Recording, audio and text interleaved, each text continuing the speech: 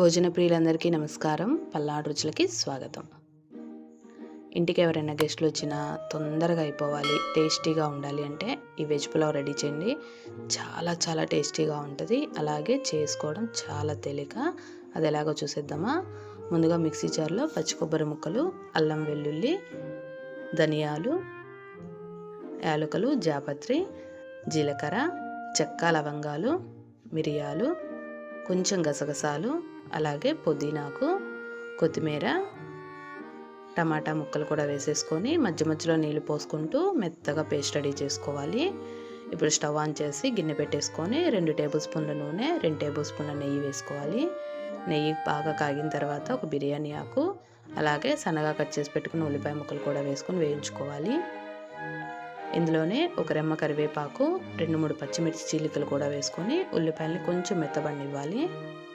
ఇప్పుడు సన్నగా కట్ చేసి పెట్టుకున్న బంగాళదుంప ముక్కలు వేసుకోవాలి. ఈ ముక్కలు అనేవి మనకు కొంచెం మెత్తబడాలి.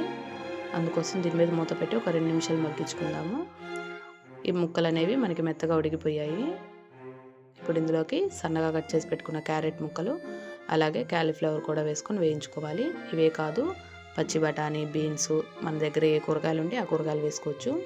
ఇవన్నీ వేసి బాగా ఉడికించుకోవాలి. కొంచెం సాల్ట్ వేస్తే మనకు తొందరగా ఉడికిపోతాయి కాబట్టి కొంచెం సాల్ట్ వేసి కలిపేసుకుందాము. ఇప్పుడు ఇందులోకి మనం రెడీ చేసి పెట్టుకున్న పేస్ట్ వేసేసుకోవాలి. మనకి ఈ పేస్ట్ అనేది కొంచెం పచ్చివాసన పోయి నూనె పైకి తేలేంత వరకు ఉడికించుకోవాలి. మసాలా అనేది పచ్చివాసన అంతా పోయి నూనె పైకి తేలిన తర్వాత ఒక అరగంట సేపు నానబెట్టుకున్న బాస్మతి రైస్ని వేసుకోవాలి. రైస్ని వేసేసి ఒకసారి మసాలా అంతా రైస్కి పట్టే విధంగా కలిపేసుకుందాము.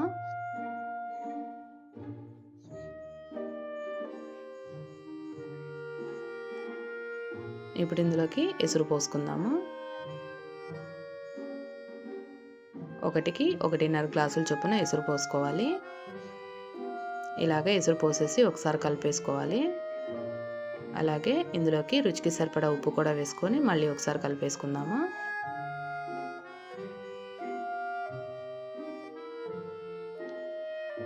మనకి ఒక 10 నిమిషాలకి రైస్ అనేది విధంగా ఉడుకుతూ ఉంటుంది.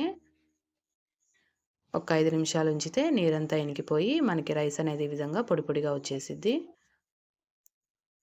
అంతే అండి. 10 నిమిషాల్లో ఈజీగా వెజ్ పులావ్ రెడీ అయిపోయింది. మీరందరూ తప్పకుండా ట్రై చేసి మీకు ఎలా వచ్చిందో కామెంట్లో చెప్పండి. Thanks for watching. కుదిరితే సబ్స్క్రైబ్ చేసుకోండి.